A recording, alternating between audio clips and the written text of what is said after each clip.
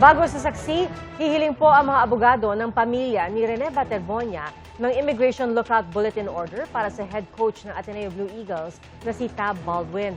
Susulat daw sila sa Department of Justice. Sabi na meron siyang liability po dito.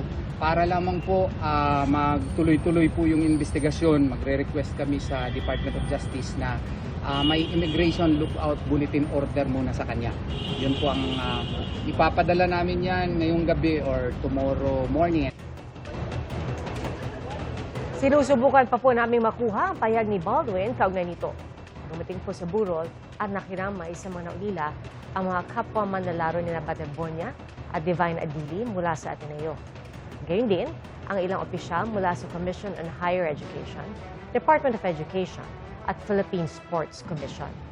Bukas ng gabi, nakatakdang dalhin ang labi ni Baterbonia sa Agusan, Quezon.